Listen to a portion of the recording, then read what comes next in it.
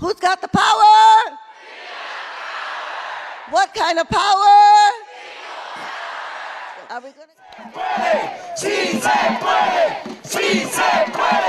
But Dolores had been an elementary school teacher and remembered seeing children come to school hungry and without shoes, so in the end she agreed.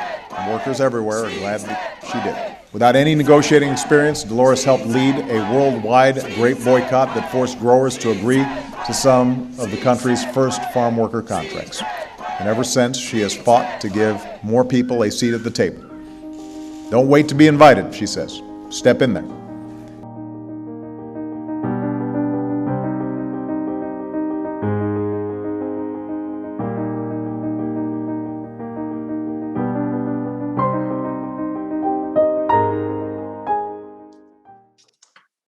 Good evening, everyone. Thank you for joining us. It's a pleasure to have everyone on this webinar, and thank you for joining us as we have the iconic, legendary matriarch, La Gran Jefa de Labor Movement, Dolores Huerta here with us. For many of you, I'm sure many of you know who she is, but quick rundown, she's the co-founder of the United Farm Workers.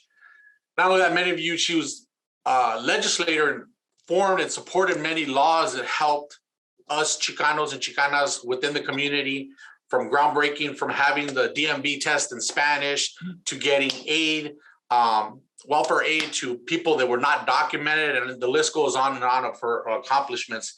One of the things that I find interesting, she was the lead negotiator in the United Farm Workers' first contract. So she was the shot caller for the union side, and you know that's a very, very heavy load, especially a first contract. Obviously an activist for women's rights, LGBTQ, social justice, all many facets. I can go on and on. Dolores, thank you for joining us. I want to say, you know, I've watched many interviews with you, and one of the things I noticed, the questions they asked you a few times is, you know, that you don't feel, if you feel like you're an American, and you've answered and said you really don't feel like you're an American, and I can kind of relate to that because of this whole social justice. But sitting back, as you know, and speaking for Annabelle and Abe and Juan in the Hispanic Caucus and Tony, you know, we started discussing this, and I started thinking of what America means to us. And the definition of America, you should actually be the poster woman for that, because it's the American dream is freedom, liberty, justice for all, and bravery. And you encompass all those things all rolled into one. So I thought about it and I was like, you know, Dolores Huerta, she's more American than Americans, because she's what I think our forefathers came here for. What our parents got up and every day and went to work for was for that American dream. And people sometimes think that it's a materialistic thing, but it's a hope. It's a hope and inspiration for our futures. And that's what you are to all of us. And so I just want to say you're American, like as far as in that aspect of it, you know. And I just want to say thank you for all that you've done. Kind of getting into, you know, the beginning of it, the Si Se Puede. Many people know you from Si Se Puede. That's the iconic slogan. And President Barack Obama used it in his campaign, Yes, We Can, which many people encompass and use that as their own inspiration. And 2012, you received the highest honor that any civilian can receive, and you received it from President Barack Obama. And as we watch this, it's interesting to find out that, you know, everything you fought for in social justice, did you ever, when you were receiving that award, one, did you ever think you'd receive it? And two, did you think you would receive it from the very first Black president in the United States? Well, I have to say that one of the things that I was most proud of in receiving the Medal of Freedom is because I received it as being an organizer. And I know that that's what we have today in our event here. We have a lot of people that are organizers. And we know that Barack Obama was actually an organizer. And he actually was an organizer before he became a senator. And so I thought, because I remember when Sarah Palin was running for the vice presidency, and she said dismissively about Barack Obama, he said, "Oh, well, he's just an organizer, okay?" Well, we know that as organizers, that this is the most essential work that we can do, is to go out there and inform people, let them know that they have power, let them know that they can make the changes. And so that is what I am most proud of about that Medal of Freedom award that I got from the president. And on a personal note, Dolores was very gracious when I told her I had stolen her slogan, "Si se puede," yes, we can. Knowing her, I'm pleased that she let me off easy, because Dolores does not play.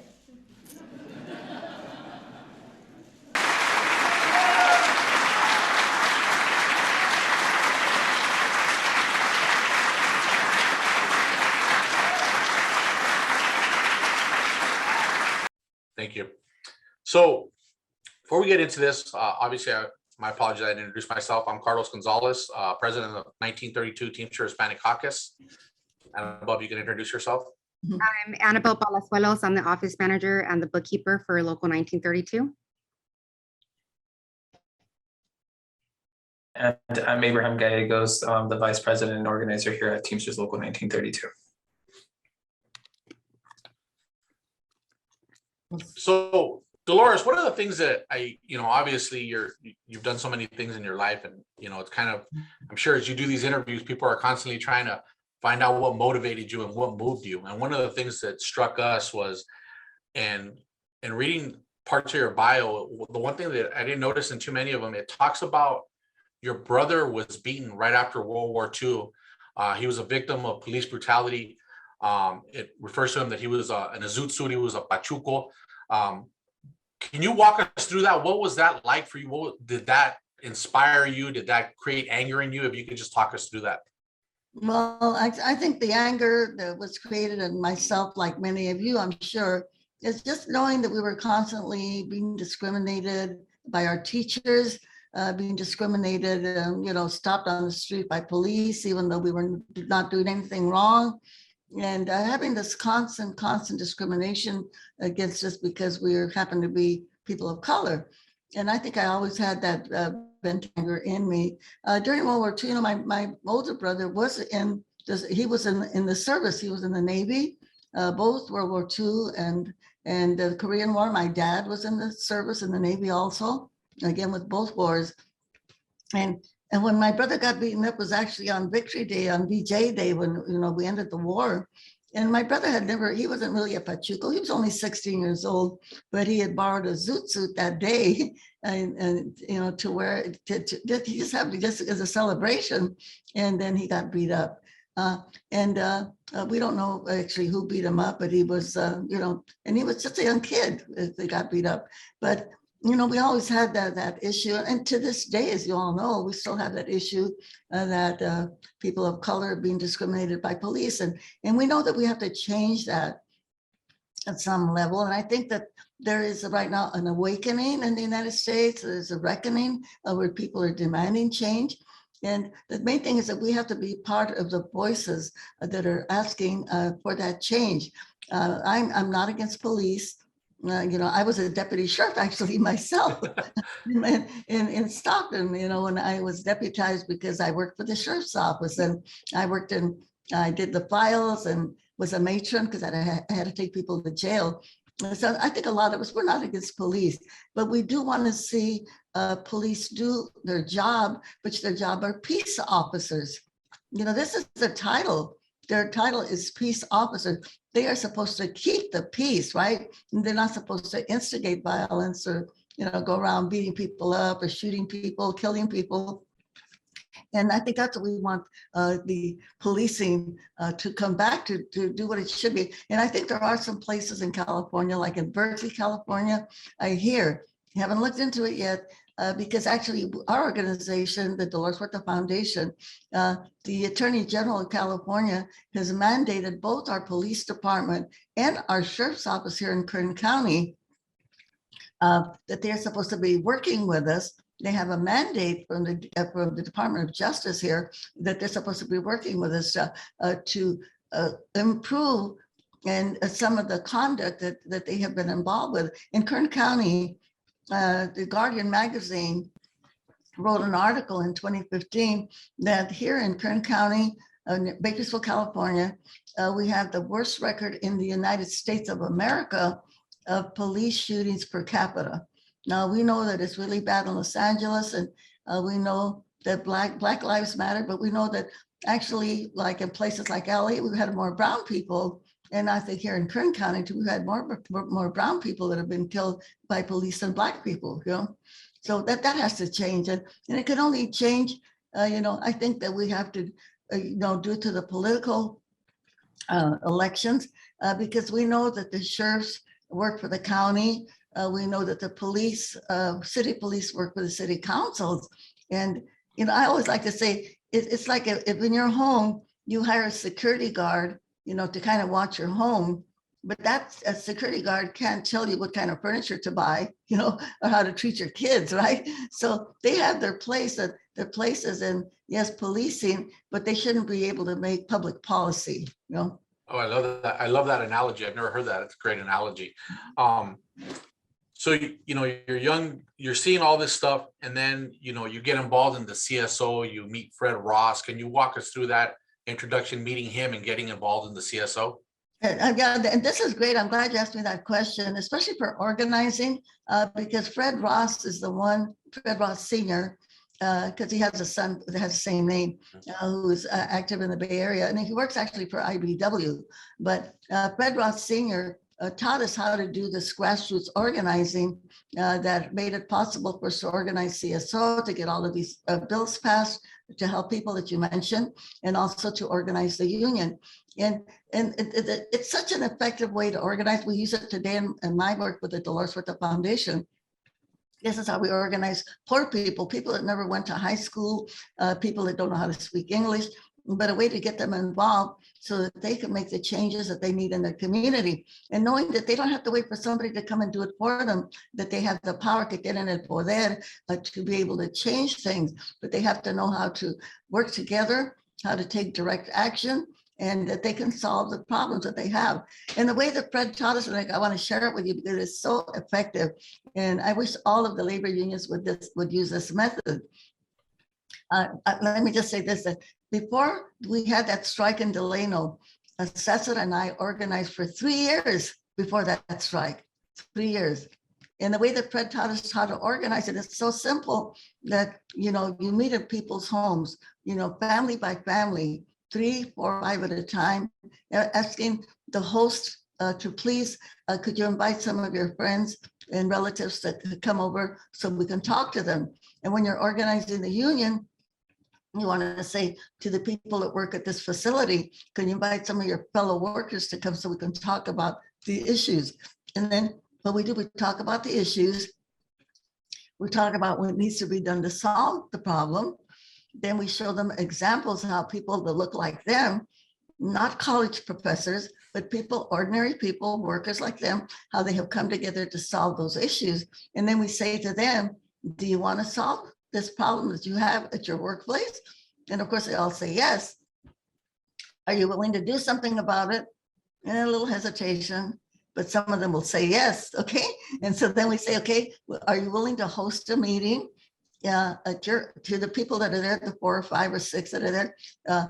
Can you host a meeting at your house so that we can do the same thing and invite your friend? And so we set up a chain, a cadena of meetings, So each one of our organizers, because we use the same method here with my foundation, each organizer has to meet with 200 people in their homes, but they do it one house at a time, one house at a time, one house at a time. And so when you meet with 4 or 5 people, 6 people, 8 people, at the end of the week, you have already met with 40 people, Right. And then we bring them all together. And the way that we organize at my foundation, then we bring them all together. And then we say, okay, you know what the issues are, that you're the ones that are going to commit to solve them. And okay, now let's get together and make a plan how we're going to do it. And then we make an action plan, and then they have to volunteer to do the work. Right. Self-empowerment with direction, right? Exactly. It's amazing. And it does work. It's really quite miraculous that they think, oh, I can do this. Yeah, you can go to the school board meeting. Yeah, you can go to the city council. Hey, you can run to be on the water board, and you can run to be on the school board. And then we show them how to do the campaigns and how to get elected. So we have some of our, we call them our vecinos. So we organize Vecinos Unidos.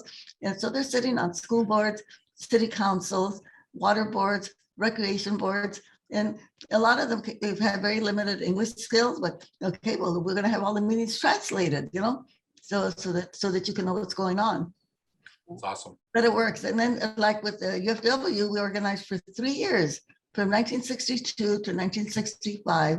And actually our plan was to keep on organizing for 2 more years until 67 before we were going to call a strike. But the Filipino brothers, they were not on strike first, so we had to support them, and they kind of derailed our plan. But then of course we ended up having to do a boycott anyway, because you know, who knows if we would have won with a strike, but anyway. Right. So you talked about representation. Obviously, representation matters. Let's go back. So now it's the late 1950s, and you find yourself in the legislature, which is at that time predominantly white men, right? There's nobody that looks like that. They're not brown, and they're definitely not women. Did you know that in that moment you were making history, or were you just getting it done?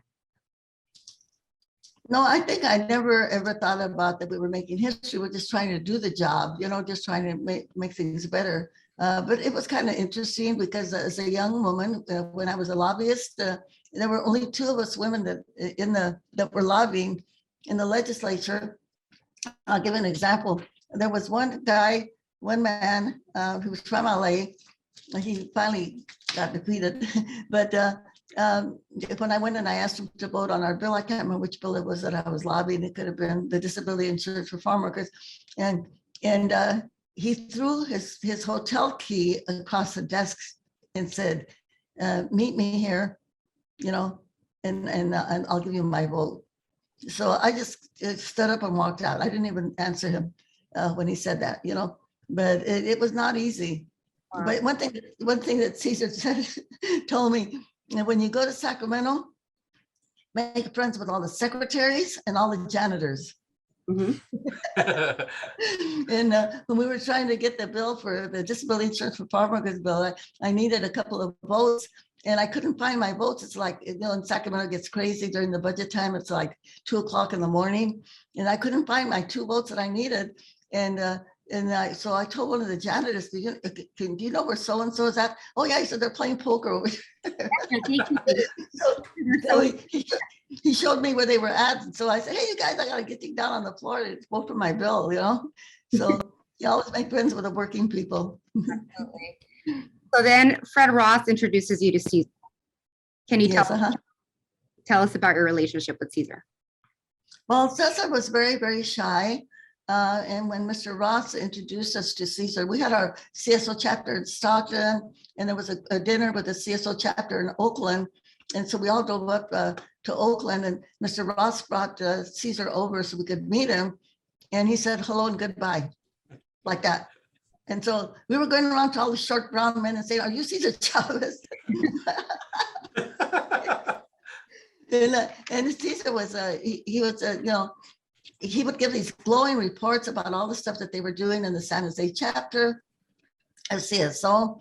But I was actually in the organization about, I think, 3 years before I ever had a chance to have a conversation with Cesar. And it wasn't until I gave a really great report about how we had gotten the Bracero program out of Stockton, you know, and then finally Mr. Roth set up a luncheon so I could talk to Cesar and to Saul Alinsky and other people, because before that it was, you know, I would follow him around with pencil and paper in hand to see what he gave these. I want to know how you're doing it, you know. So I understand I understand that you and Cesar didn't always get along. No, we had a lot of, and it's good, I think, to have a lot of arguments, because we should never all be in lockstep. And we had some, but I like to say it was the difference between the way the women think and the way that men think. I'll give you one example. When I started doing the Great Boycott in New York City, you know, I started with the small independent stores, the independent grocery stores to get the grapes out. So I would always have a clean store in the neighborhood. Then I went to the middle-sized chains, and we got the grapes out of those. And then we went to the big chains. So we cleaned out all of New York. We only had one chain left to get, and one of the big chains there. And then I came back to California to do the boycott out here. They were still boycotting Safeway. So I did the same strategy that I had used in New York, going after the smaller stores, getting them cleaned up, which was really, really quick to do. And within a few months, we got all the grapes out of California also. And then that's when the growers said, okay, well, we'll negotiate. We were down to our last chain, which I think was lucky. I'm curious in your arguments with Caesar, did you, I could look back to my mom and even my wife now, did you make him think he won the argument when in reality you got what you wanted in the end? Not really, no, but I didn't brag about it either. I'm bragging about it now because he's just not around. Right? But the one good thing about Caesar that he always supported me. I'll give you another example.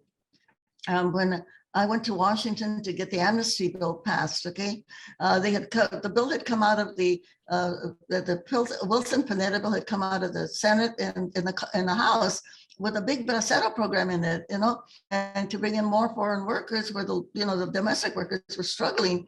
And so I went to DC and I convinced Congressman Howard Berman from California to put in a bill to legalize the farm workers. Instead of bringing in more foreign workers, legalize all the undocumented workers that were already here. And everybody told Caesar Dolores is crazy. She's not going to be able to make it happen. But I spent 4 months in DC and we made it happen. We got Schumer involved, who's now in the Senate. Howard Berman from California carried the bill. We got Ted Kennedy involved, Peter Rodino, and we passed this amazing bill where we got not only a couple of million farm workers got their amnesty, but we had all these people in the cities that got their amnesty also. And it was a farm worker bill that was able to carry all of the rest of, they now know had it not been for the farm worker part of that bill, the seasonal agricultural worker program, that we probably would have lost the whole bill. And we won. But Caesar, even everybody kept telling Caesar, I was in Washington, D.C. for 4 months, bring her back. She's not going to make it happen. And I did. And so he always supported me. And I supported him because he had a lot of great ideas. Sometimes some of the other board members would not support. I'll give you one idea that he did not get support on.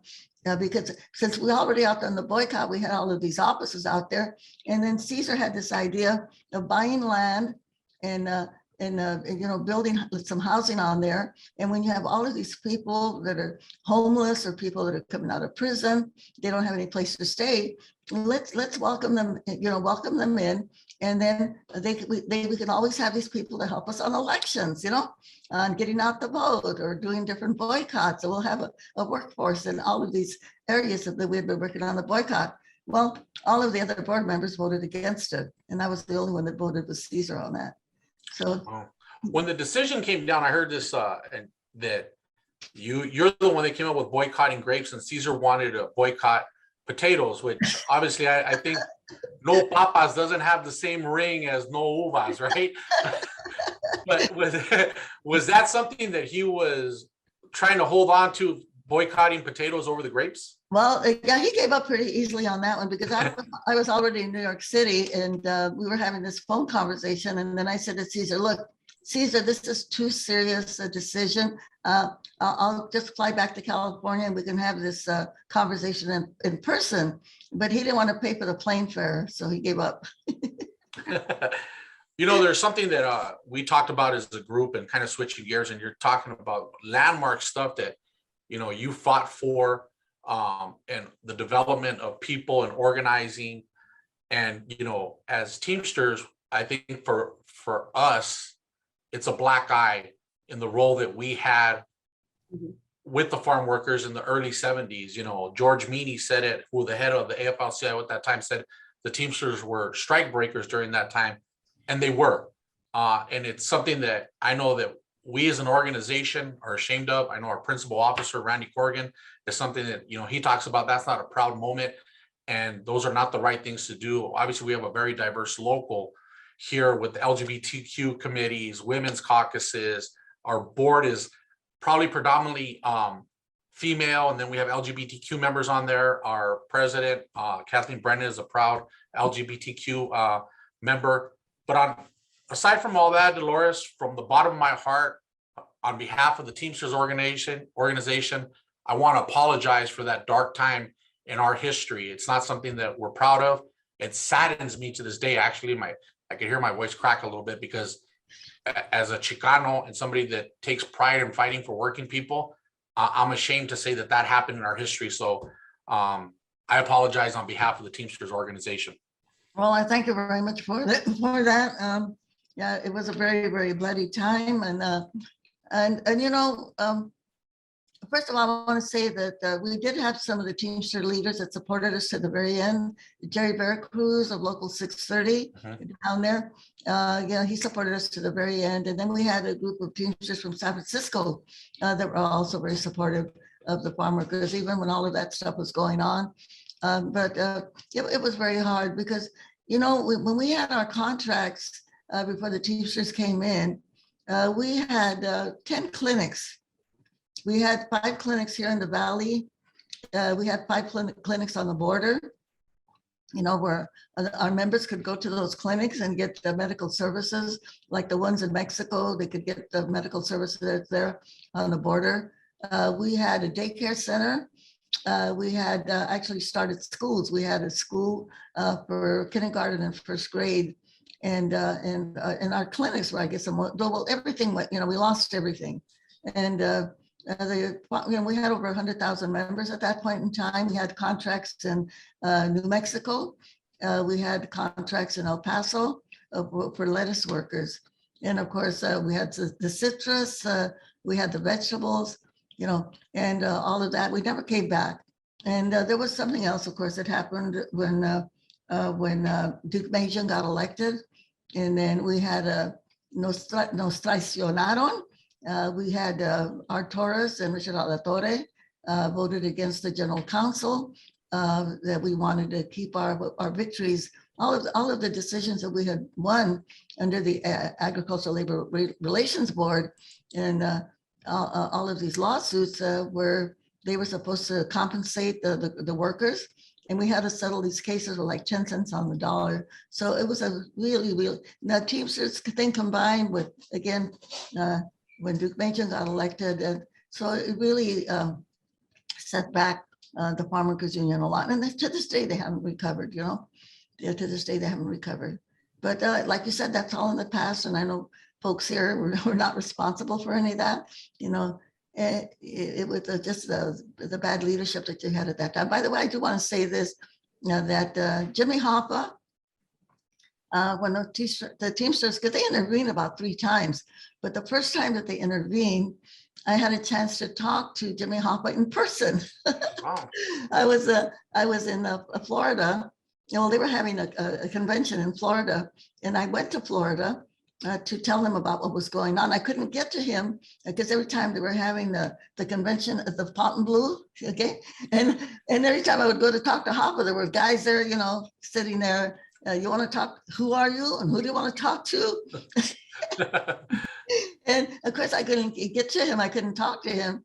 But then one of the head of the laborers union there in Florida, he said they were going to be having a dinner and Hoffa was going to come and speak at the dinner. So he said, come on, Dolores, this is where you can get to talk to Hoffa, okay? So I went to the dinner, and as Hoffa was going around greeting people at every table, I asked him to sit down next to me. And I said, look, Mr. Hoffa, this is what's happening out in California. We've been organizing, and now we got this guy named Bill Grammy. They're coming in, you know, and trying to interfere in our organizing. And he said, okay, I'll take care of it. And he did, just like that. Dicho y hecho, okay? So unfortunately, then when we had the other guy that took over the Teamsters after, you know, then that's when we had all those big problems, you know, that we had later on. So anyway, just to give you a little note on that one. Dolores, you mentioned you had some people up in San Francisco that supported from the Teamsters. There's a gentleman on here who said back in the 1970s, he was actually on the boycotting on the course section of it. And he ran into another gentleman by the name of Howard Wallace, Yeah, Howard Wallace, yeah. and And he, Howard, yeah. and he Yeah. asked, oh, I'm sorry, go ahead. No, Howard actually was part of the group in Denver. I think that was a course worker. And then he came out here and then he eventually joined us and worked with the UFW. Yeah. And he had asked if they would go and join them in the Safeway boycotts Right, on right. the grapes. And he was from local 888 in San Francisco, and he wanted to thank you for everything that you've done. And his name is Alan Baird. Wonderful. Well, I want to thank Mr. Bird for giving that information. That's important. That's important. Thank Yeah. you. And a lot of those Teamsters, like one of the guys, if you saw the movie, Fighting in the Fields, and I think there's a little bit of it in my documentary, Dolores, where one of the Teamsters that is yelling at people, he actually ended up bombing two of our offices, the one in Delano and one in Gilroy, but he was eventually caught and actually went to jail.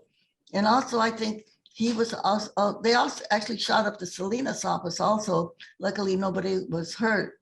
So they did a lot of damage.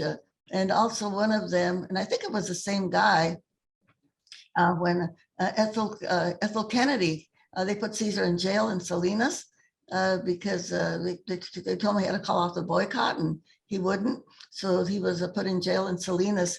And Ethel Kennedy and Coretta Scott King came out to visit Caesar. And one of them went and I think Ethel, he went and he hit Ethel on the arm really, really hard. Anyway, I think, but he eventually went to jail, that particular Teamster. Not a good element.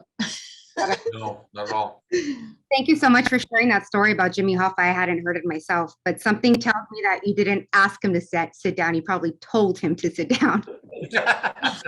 Well, actually, and then Caesar, you know, he changed that story. He told me, yeah, Dolores got a chance to dance with Jimmy Hoffa. And I didn't dance with him.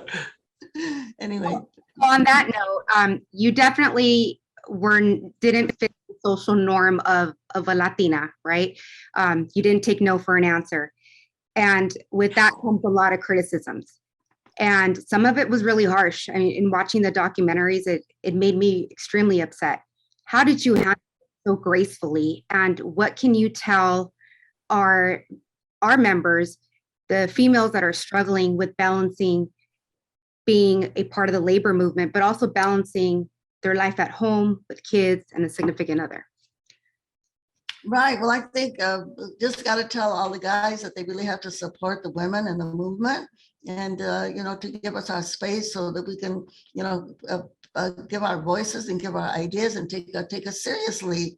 And I want to say this about, you know, Caesar was that way. I can't say the same thing for some of our other board members. Because they would often take credit for the work that I did, and I would have to call them out, and then they would get mad. Why did you do that? Well, why are you lying about taking credit for my work? Okay, so you know, the women also have to know how to stand up for themselves, and we just have to ask the guys to really be supportive, because you know we talk about racism a lot, and we've all suffered from that, but people have to understand that sexism sometimes is even more hurtful than racism, because when women are exposed to sexism, you get it from your friends and you get it from, you know, people that you love, and yet you get exposed to that sexism, and it's really hard, hurtful for women to be able to fight back. And it's hard for women to say to them, and hey, wait a minute, what you said was sexist, you know.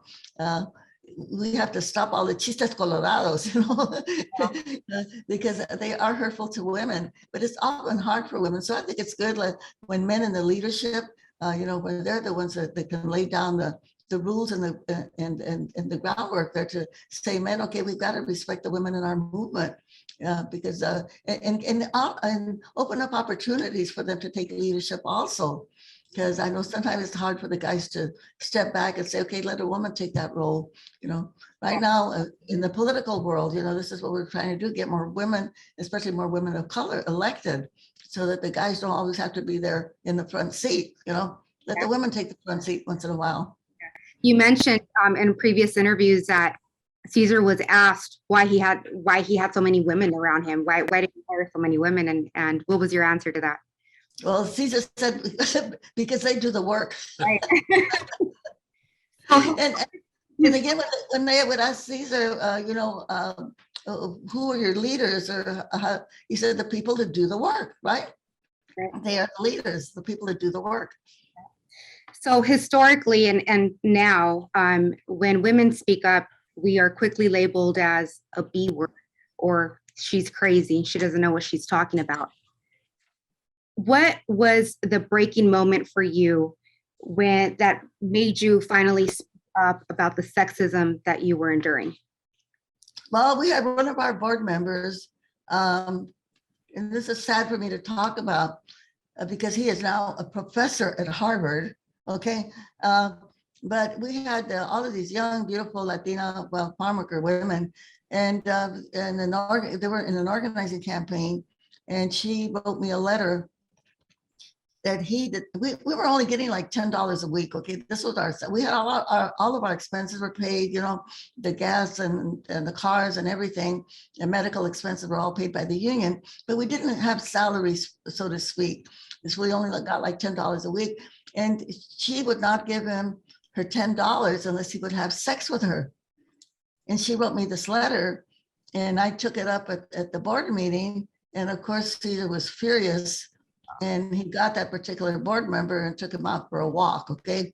I don't know what they said in that walk. I never got a report what happened, but that never happened again.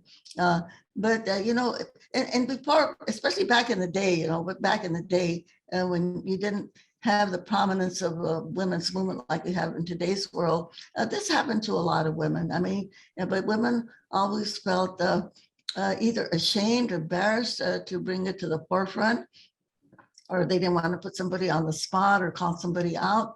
But so I think it's taken a long time.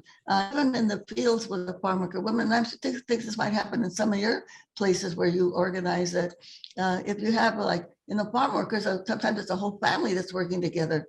And so the women are afraid to speak out because not only will they lose their job, but the whole family could get fired, right? If they speak out when they've been sexually harassed, But so you have to convince them, look, we have laws in the state of California that protect you and that your report can be confidential, but it's hard to convince women to do that. But I think women are getting more courage so that they can speak out.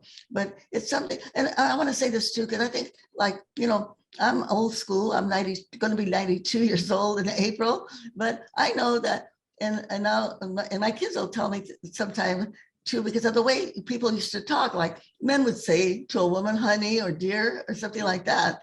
And we wouldn't think anything about it. That's just the way people talk. But the young people today, oh my God, you can't do that.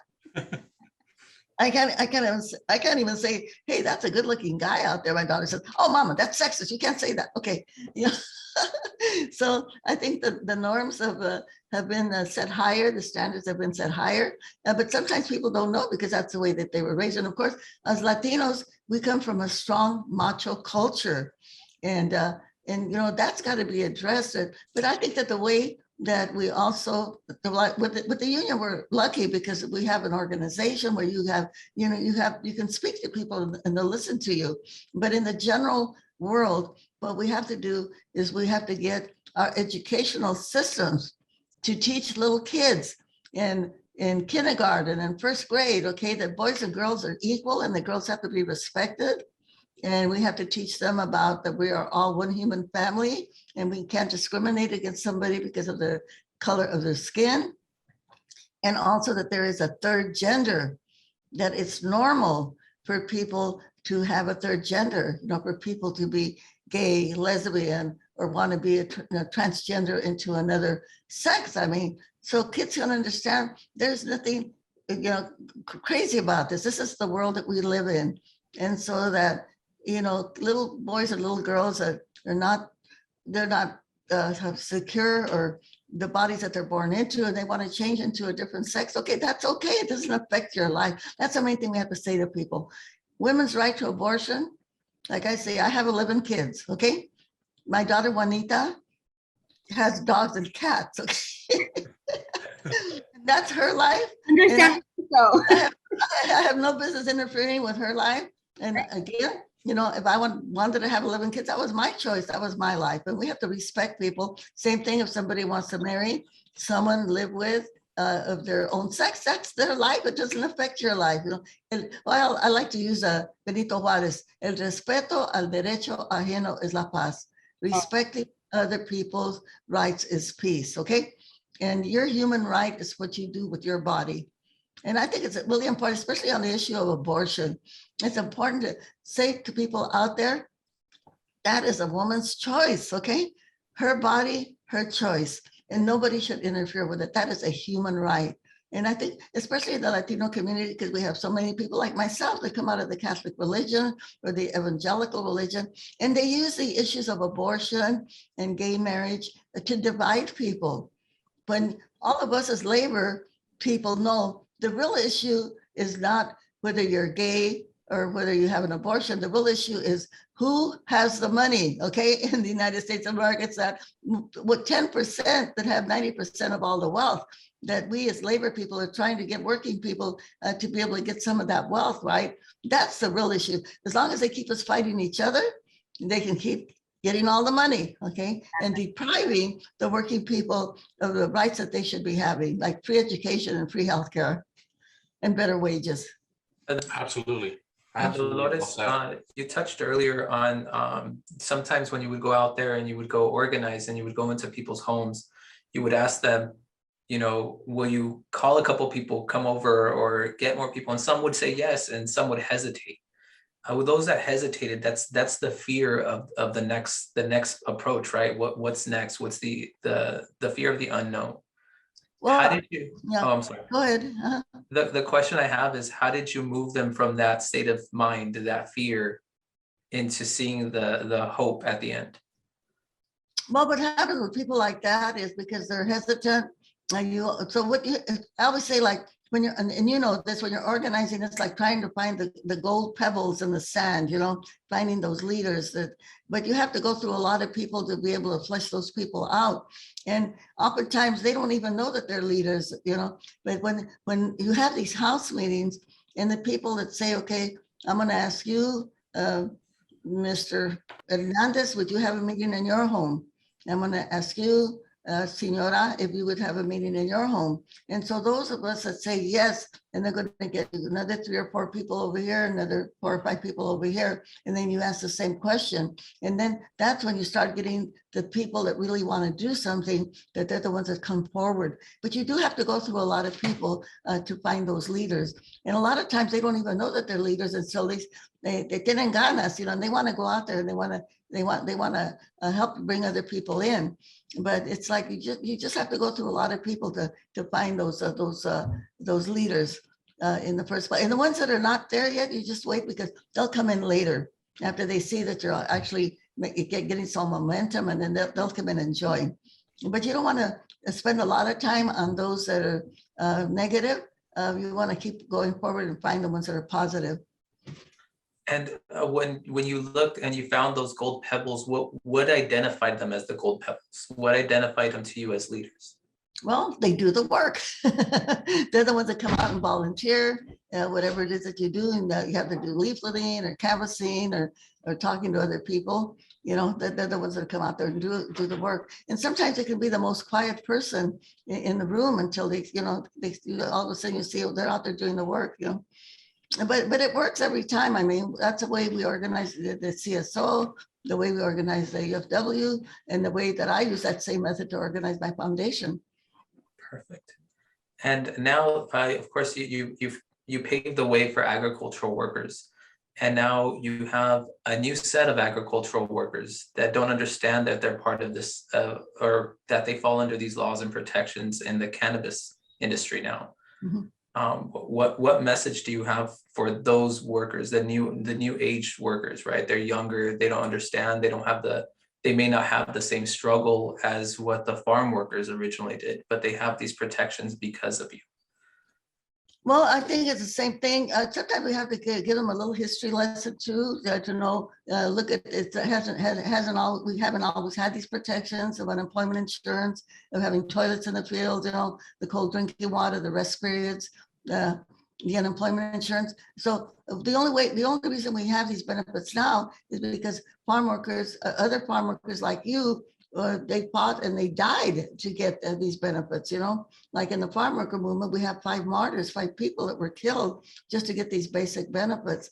And once they know that, then I think then they understand why they themselves should go out and fight for their rights, you know. And but I think that it takes a lot of, and I remember back in the day, and I think that they have reintroduced the George Meany Institute, you know, where they would bring in organizers and teach them the history of the labor movement. But it's also good for them to know that farm workers or people that work in the fields were excluded from the National Labor Relations Act back in the 1935 when it was passed. And the reason that they were excluded, because they were Black and brown. That was the only reason that they were excluded, because they were Black and brown. And so, you know, labor unions have had to fight then since then to get everybody included, including the public employees, because they were also excluded, you know. But I think a little bit of history, I think really makes people understand how difficult it has been to organize. And even today, you know, when they pass all these right to work laws in the South, that makes it impossible, or makes it not impossible, but very difficult for labor unions to have the money that they need to run their organizations. Every time I go to Texas, man, that's what I tell all of them. I spoke before the pandemic, I spoke at a chamber of commerce that I love that, Hispanic Chamber of Commerce, okay? And so I told all those Hispanic Chamber of Commerce people, you guys have got to get rid of the right to work laws in Texas, because you are preventing working people from getting the rights that they need, you know? So I tell them, you guys want to be the first in everything else, but you're the last one that comes to workers' rights. Yeah, so true. You know, and then we have to probably make some of our own videos. I know they used to have these nice videos at the AFL that showed about how the garment workers, you know, what they had to go through to be able to get a union, so that the members understand. Because I know some members, I was speaking not too long ago to a worker, I think it was an SEIU worker, and the worker said, well, I pay my dues, but I don't really care about the union. They pay their dues because it's a job. Well, we got to make them understand that the labor movement is a movement, and remind them, had it not been for labor unions, we wouldn't have Social Security. We wouldn't have any of these laws that I talked about before, disability insurance, unemployment insurance, the 8-hour day. We would not have an 8-hour day. You know, tell them about what happened back there in Chicago when the workers were killed. And I like to say to people, how many of them know how we got the 8-hour day? You know, when I talk to students, how did we get the 8-hour day? Do you know what happened to the labor leaders that fought for the 8-hour day? They were hung. They were executed in Chicago, okay? And there were many Latinos, by the way, that were part of that movement to get the 8-hour day. And people don't know that. We have to tell them that history so that they'll realize that this is a movement that has to continue to fight, you know, for workers' rights. I mean, there's no reason why people that work at Taco Bell or McDonald's, you know, you see these companies that pay millions of dollars for these ads. You get an ad every half an hour, you know, from all of these fast food places. And what do they pay the workers? They don't even give them a 40-hour work week, you know, so they can get health insurance, you know. So anyway. So speaking of the risks and, you know, the lives lost, you almost lost your life. In 1988, you participated in a demonstration in San Francisco, where George Bush, outside of a hotel where George Bush was hosting an event. A San Francisco police officer attacked you and basically shattered your spleen and broke your ribs. What was going on what was going through your head at the moment? Did you think this is it? This is where it ends? Or did you have so much adrenaline that you didn't realize what was going on? Can you walk us through that? Well, it was the demonstration that we were demonstrating the first Bush because Caesar had just done a 36-day water-only fast.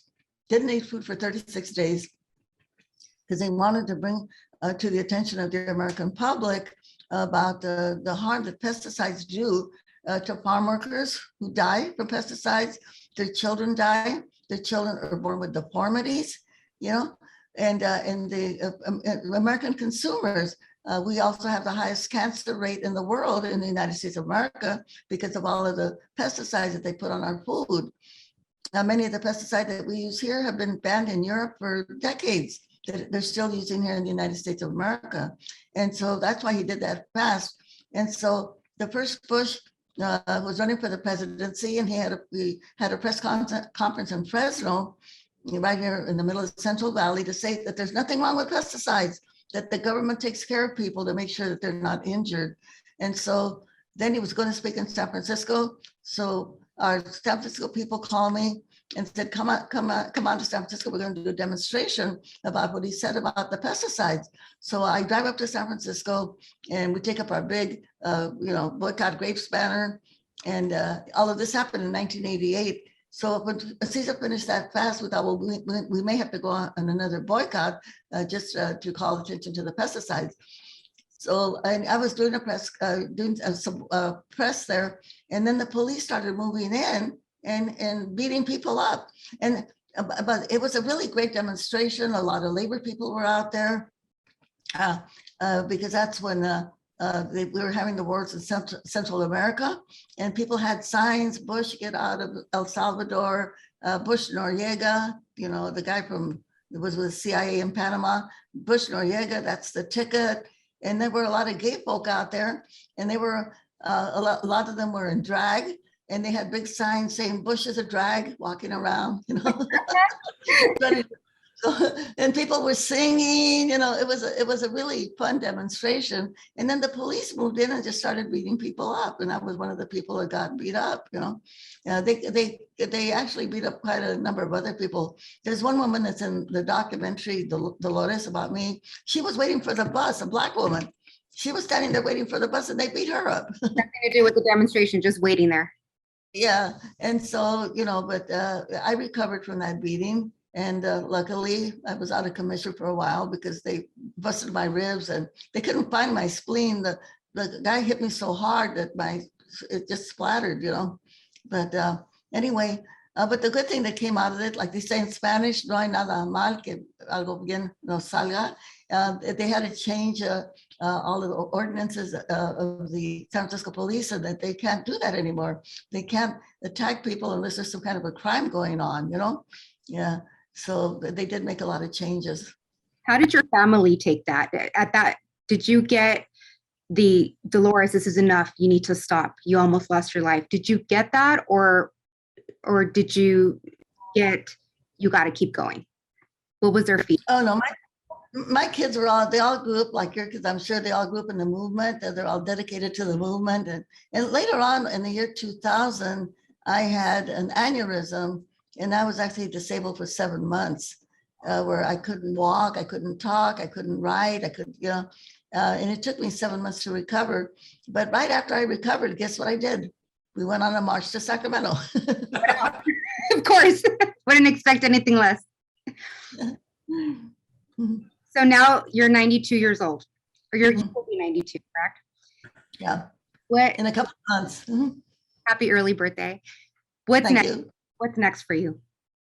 Well, I'll continue to work with my foundation. We have 45 full-time staff people. We have anywhere from, I would say, 20 to 100 canvassers that go out there. We just finished working on redistricting. All of our maps were accepted for the Central Valley by the Independent Commission, California. We're active in education.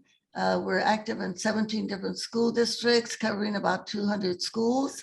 And we organize the parents and the students, and they make the recommendations. And over 40% of our recommendations have been accepted. I'll give you an example. One of them, one of the school districts wanted to put $350,000 to put more police on campuses, So we got that money moved over for more counselors, more school nurses, more social workers to help the teachers and the students out. And we have youth programs. We're active in 4 counties, the Antelope Valley here, near Mojave, Tehachapi, up in that area, Antelope Valley. We're active in Kern County here, Kevin McCarthy's district, Bakersfield, in Fresno, and in Tulare County. And we have chapters in all those areas. We're doing COVID clinics every week, vaccine clinics every weekend. We're doing food banks, ongoing food banks. One day last year, we had 10 food banks at the same time in the same day. So yeah, we're just doing, and now we're starting to do our voter education and doing the voter registration work. We'll kick off in March, doing voter registration and voter education. And then we have a C4 also, where we're endorsing candidates. We endorsed Karen Bass there for the city of Los Angeles for mayor, and Christina Garcia for the Congress there out of that Bell Linwood area.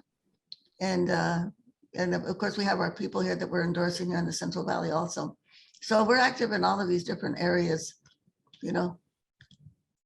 Out of everything that you've accomplished, and there's like so many things. I mean, we can go on. This could be like a Godfather saga. That's how many things you've accomplished. That's how long it is. What's one of the things you're most proud of throughout your career in social justice and the labor movement? Well, I think when you think of the number of people that have been helped, I think that's the way that I would judge it. So I like to think of the amnesty because so many people were affected by that. But we have to constantly remind them that it was Senator Kennedy and Berman, Rodino and Schumer that got that bill, not Reagan, okay? So I'm really proud of that because, that happened. Then, of course, just even building the union, because we know that every attempt to organize farm workers into a union had failed before we did it. So I think those are the things that I'm most proud of. What advice do you have for young community organizers and young labor activists moving forward that are starting their career in this and it's sparking their interest and they're watching Dolores Huerta? And obviously there's only one Dolores Huerta, but what advice would you give them to continue along within that path? Well, what I'm saying to young people, in fact, to all people right now, is because we're at this crucial point right now in our democracy in the United States that I am asking everybody, at the call to arms for everybody, that they've got to get involved in voting and, getting people registered to vote and knocking on those doors, doing that phone banking, texting, the social platforms to get everybody to vote, because I think we are in a very critical point if we can keep our democracy alive, And by the way, we have to tell people that labor unions, working people, are the foundation of the democracy. If you do not have labor unions, if you do not have workers organized into their own organization, which is a labor union, that is also the foundation of our democracy, because labor unions create the middle class. And without a middle class, you don't have a democracy. And that's what's happening in our country. We've got the very, very rich and then the very, very poor. Even here in California, one of the richest states, we could be a country. So we've got, the richest millionaires, but we've also got the largest number of poor people in our state. So these are inequalities. And I'm going to share with you, there was a Spanish philosopher named Jose Ortega y Gasset. And he was in the government of Spain, the Republic of Spain, before Franco, the dictator, took over. And he wrote a book called The Revolution of the Masses. It's a small book, about 100 pages. And he said, if you do not have an educated citizenry, the powerful, the corrupt, and the greedy will rule. The powerful, the corrupt, and that is kind of where we were very close to that, and maybe we're kind of halfway there, maybe 3/4 there. But we know that the working people of our country right now are not governing. It's the corporations that are governing this country, and all of those people out there, the Trumpers that were out there, they could care less about working people or people of color. And so that's why I want to say to all the young people out there, volunteer with an organization out there. We've got to stop global warming. We've got to reinvent our educational system so we can get rid of white supremacy and stop this the fascist movement of the neo-Nazis.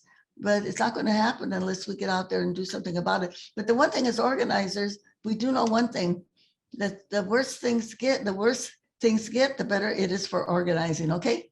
I love that. You kind of, my next question was, what specific cause are you working on right now? What are you passionate about? I know you're dealing with home care workers in Local 2015 SEIU, but you kind of answered it. I think it starts in the beginning of your career in social justice and labor movement. You're kind of working on everything. You're one person, but you're a ball of fire in all these different pockets of social movement. Well, I think the one good thing about when you have a large base like we do have in labor, like we do in our organization, and you can work on different issues, like we have our program director for our education, we have our civic education director, we have our health director who's doing all of the COVID stuff, so we have all these different pieces, but different directors that do that. And by the way, the executive director of the foundation is my youngest daughter named Camila Chavez, and she was just selected as one of 7 outstanding leaders in California. And they're going to roll it out next week. Maybe I'll let you see that. And they did a video, which I like to share with you too, with one of our chapters. We have a Black chapter of a Black in the Black community up there in California City. And they did a little video of one of our chapter meetings up there with Camila in it. And by the way, her recognition came with a contribution to our foundation of $250,000. Okay. Nice. So that was very, very nice. So when you have a base, like I know that you have different committees and the Teamsters that work on different aspects, and so again, when we have a big base of people, then we can work on the different issues. And one of our big issues that we're going to be working on, oh, by the way, we did a lot of work on the healthcare bill. We had our members collect like 4,000 cards in a week to give to Gavin Newsom when we were trying to get the health care for the undocumented, 50 and above. Well, now we know that the governor has it in his budget to have health care for all, to fill that gap between, 26 and 50 for all the undocumented residents of California.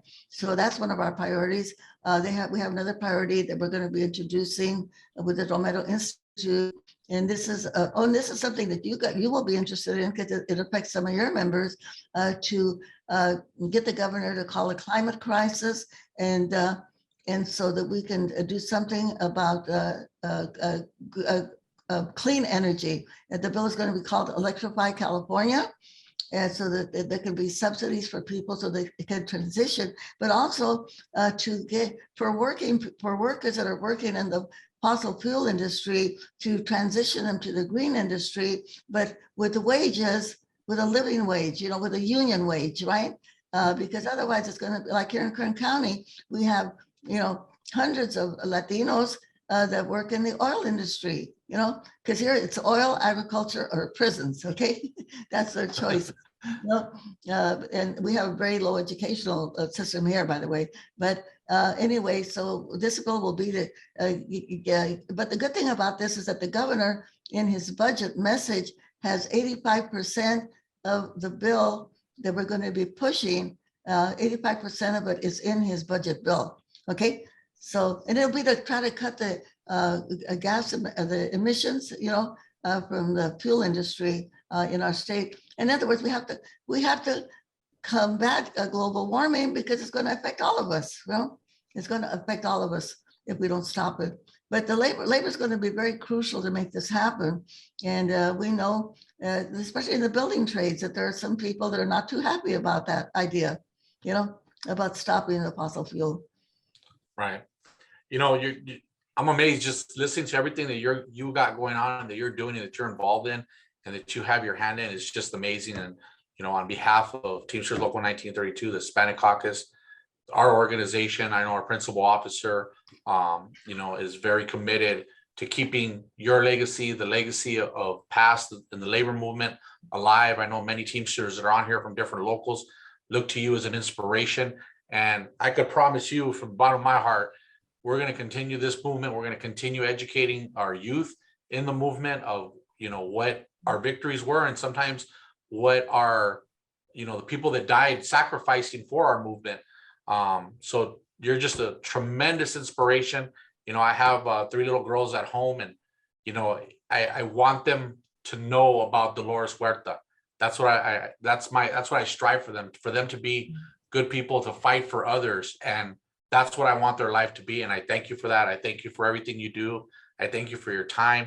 And you're just an inspiration. Well, thank you very much. And I do want to say, I know I always say this to different labor groups. I know how hard it is, to be in a union, because you have to tend to your members. You have to try to expand your organizing to bring union benefits to other workers.